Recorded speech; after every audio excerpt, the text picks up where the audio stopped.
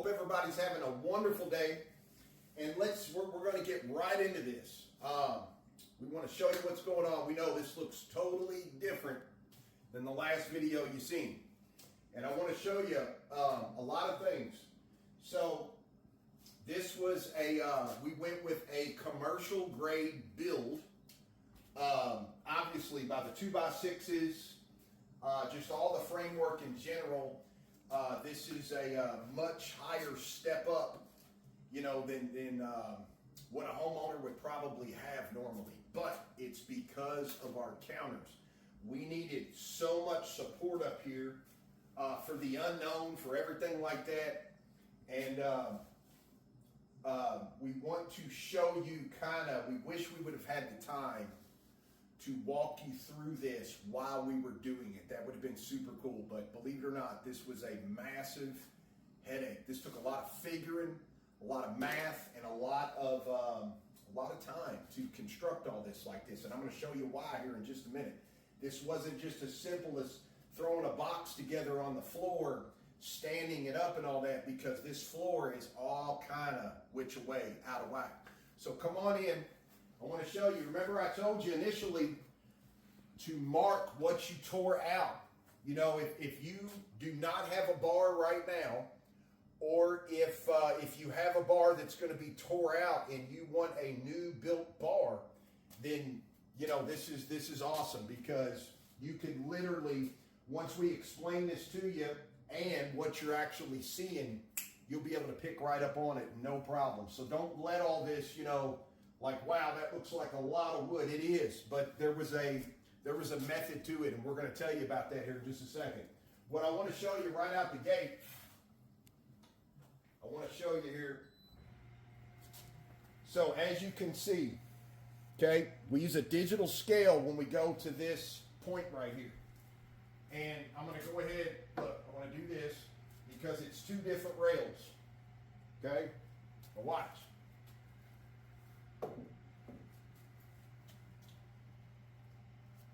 Okay.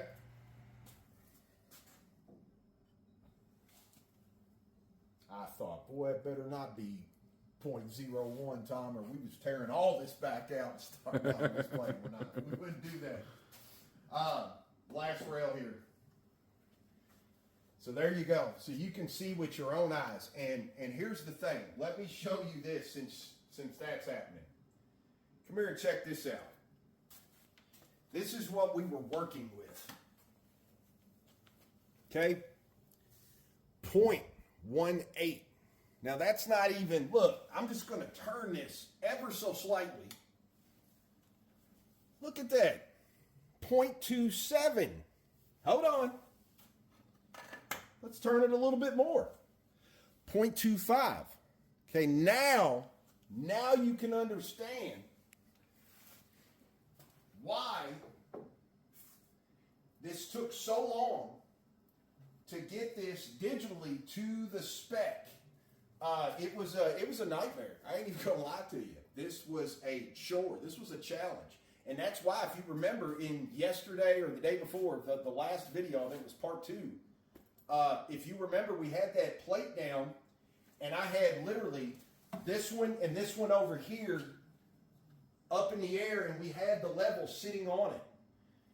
And that's why, because we needed to figure out where level was up here. Every time you move this way, any of that, all the pitches of the floor change. It's all due to that drain back there in the corner. When they had poured this floor, everything is kind of coming downhill, plus heading to the back where the drain is. So it would be different if the floor was pitched in one direction and we had some levelness going across, or even the other direction. We didn't have nothing level, no direction. It was a chore. To get all this to hit exactly right, it was a chore.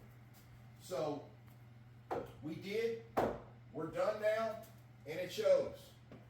So now let's talk about real quick what we actually did, because I know this is a lot of framework that you're looking at. So let's talk what it was we did here. First off, we had a floor plate 2x6 all the way across. And if you remember, we ran one up and one over here, and we got that level. Then we ran our end one over here, and made this long tie up here. Show them, Tom. Bam, this long one. So that created our box, okay? Then we treated this like an I-beam. That is why the skirting on the outside and on here, it was so hard to get this top plate perfect all the way down.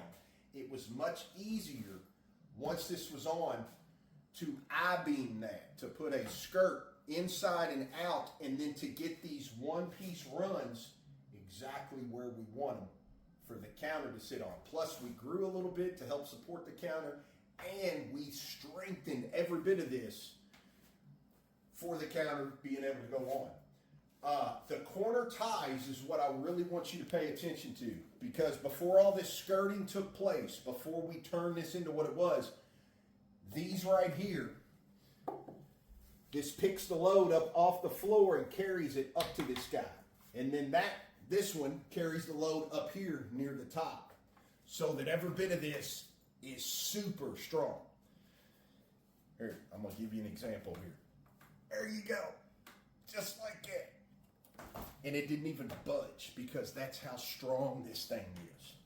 So that was the whole point behind it, securing that load. And we did all that before we started making a bunch of the skirting ties.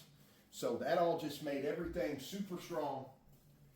And now that top is going to sit on here with little to no shim work at all. We are spot on level, just dropping this counter right in place. And we're going to be talking to you about that counter.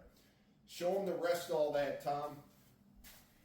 Ultimately, at the end, we're going to have sheeting right here going down all the way across the front. Take them on down there, Tom.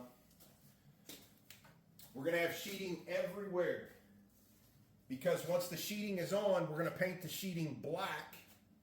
Then we're going to take all the whiskey barrels, all the individual slats, and we are going to be putting them back on here to make everything solid, make it all match, and everything is going to be pristine.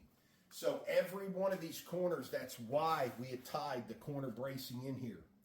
Once we got all these corners plumb and all that stuff, those ties just help bring that strength up off the floor, up here in the air where we really needed it. So any of this stuff, you can't even move it. It's literally just locked in like we need it. So if you come on back around here, bro. Now let's talk about, now that everything is up and done, you see all this. Yeah, Tom's giving me the 2-minute mark here. We got 2 minutes to go, so I gotta hurry up. But this, our top, I set this up here to give you an example. It's actually a little bit longer than this, but picture the top countertop sticking out to here.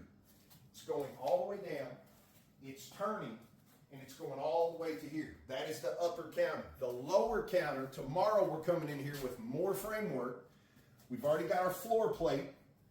We're running beams out, shooting down to our floor plate. This is where the second counter is going to go in.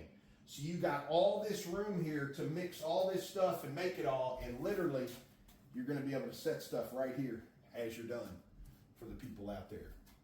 So we just wanted to bring you in and show you. Tomorrow we're going to have all this framework done. We're going to be finished. And I'm pretty sure Monday is when we're going to be starting with the countertops. I know you all are super excited for that. So are we. We can't wait to see you on that. We're going to go over what our bases are, what we selected, how we're going to tie this big long one into this one. We're going to show you all that. We're going to show you getting it all edges routed, everything, the seal coat we're putting on. We're going to walk you all the way down to the absolute finish. These tops, this bar, this is going to be drop dead gorgeous. I'm telling you, you don't want to miss it. So make sure, if you're on the video right now, take a picture of this or save the video, whatever you want to do.